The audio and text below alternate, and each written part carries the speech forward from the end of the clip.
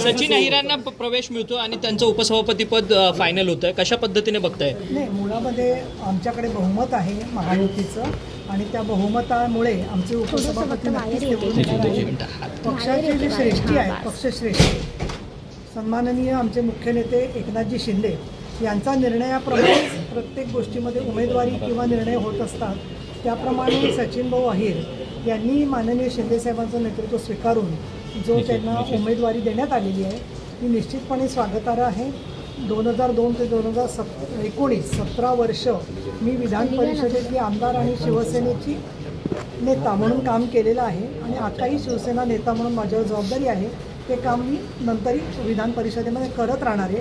परंतु गिरणी कामगारांचे प्रश्न, वेगवेगळ्या घरांचे प्रश्न, त्यांनी स्वतः गृहनिर्माण मंत्री म्हणून केलेलं काम, हे सगळं जर का पाहिलं तर त्यांचं स्वागतार्ह भूमिका आहे आणि माननीय शिंदेसाहेबांनी अंतःकरण उदार ठेवून हे सर्व कार्य पार पाडलेलं आहे आणि पुढेही पार पाडलं. एकीकडे प्रवेश देणं, त्याला उमेदवारी देणं, याच्यामुळे इतर काही नाराजी आहे आणि मुळात अशा स्वरूपामध्ये थेट दिल्यामुळे डिस्क्वालिफायचा काही नवीन मुद्दा येऊ शकतो. ते मुळात हे तांत्रिक जे मुद्दे आहेत ते वकिलांनी किंवा माननीय या संदर्भातले जे अधिकारी असतात त्यांनी उत्तर द्यायची असतात. मला असं वाटतं की नाराजीचा प्रश्नच नाही आहे. माननीय शिंदेसाहेबांनी निर्णय जाहीर केल्यावर सांगितल्यावरती प्रत्येकाच्या चेहऱ्यावर आनंद आणि हास्यच होतं. कारण शिंदेसाहेब एखादी गोष्ट करतात की पक्षाच्या हितासाठी करतात याची आम्हाला खात्री असते आणि कुठेही कोणी लाडका आहे कोणी दोडका आहे असं त्यांच्या मनात कधीच नसतं आणि त्याच्यामुळे कुणाच्याही मनात नाराजी नाही आहे. आणि माझ्या स्वतःच्या संदर्भात बोलाल तर मला माननीय साहेबांनी शिंदेसाहेबांनी शिवसेनेचा नेता केलं. मी तिथे उपनेता म्हणून जवळजवळ 2005 ते 19 14 वर्ष काम केलं आणि इथे आल्याबरोबर मला नेता म्हणून जबाबदारी दिली. त्यानंतर उपसभापती म्हणून सातत्याने मी म्हणेन ते निर्णय ऑनर केले, मला कॅबिनेट दर्जा दिला. अशा सगळ्या गोष्टी केलेल्या असताना पुढच्या काळामध्ये सुद्धा चांगल्या प्रकारे काम करता येईल याची मला ती संधी ताई आपल्याला मिळू शकते का? काही आश्वासन दिले आपल्याला? तुमच्या शुभेच्छा माझ्याबरोबर ठेवा. पण उद्धव ठाकरेंचा दौरा एकीकडे फुटीर खासदारांच्या मतदारसंघात सुरू असताना आता ऑपरेशन टायगर आदित्य ठाकरेंच्याच मतदारसंघातला नेता बाहेर पडणं म्हणजे बोलले की संपूर्ण महाराष्ट्र आमचं आहे आणि आम्ही महाराष्ट्राचे आहोत. त्यामुळे एकेका व्यक्तीच्यासाठी करणं ते जसं महत्त्वाचं आहे पण तेवढंच तो हेतू नाही आहे. त्यांच्यासारखं सचिन भाऊंचं कार्य हे महाराष्ट्रभर सगळ्यांना सुपरिचित आहे.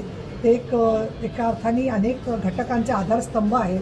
प्रकल्पग्रस्त असतील किंवा मावळातले कामगार असतील त्यांच्यासाठी ते सातत्याने काम करत असतात आणि अशा प्रकारच्या कार्यकर्त्यांचे कष्ट त्या ठिकाणी राहून वाया घालवण्यापेक्षा स्वतः शिंदेसाहेब 24x7x365 या पद्धतीने जे काम करतात त्या कामाच्या मध्ये त्यांच्यावर उपसभापती म्हणून सचिन भाऊंवर जबाबदारी टाकली असेल तर त्याचा पक्षाला आणि आम्हाला सगळ्यांना फायदाच होणार. परंतु आता पुन्हा एकदा गद्दार या शब्दाची व्याख्या जी आहे ती आता पुन्हा रचली जाईल. गेल्या काही दिवसांमध्ये आपण पाहिलं तर गद्दार फोडणं खोके की या सगळ्यांनी स्वतःचं मनस्वास्थ्य सांभाळावं जेणेकरून तोंडातून अपशब्द बाहेर पडणार नाहीत.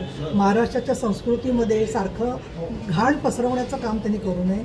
वैचारिक मतभेद जे आहेत ते वैचारिक मतभेद म्हणून स्वीकारण्याची परिपक्वता त्यांनी दाखवली तर एखादेच लोकांना त्यांचं काय म्हणणं आहे ते नीट समजेल. तरी उद्धव ठाकरेंनी स्वतः आता स्वीकारलं पाहिजे की एकनाथ शिंदे खरं पक्षाचे नेते झालेले आहेत हे त्यांनी स्वीकारलं पाहिजे का? आता मला आता असं आहे ना की एवढ्या मोठ्या नेत्यांनी काय करायचं याच्यावरती निर्णय देण्याएवढी मी मोठी नाही आहे.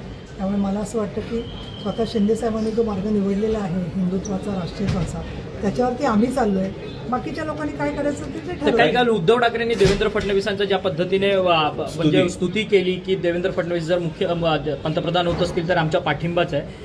त्याच हेतू म्हणजे ते जे वक्तव्य केलं त्याच्यानंतर ही स्टेप जी आहे ती एकनाथ शिंदेकडनं होते.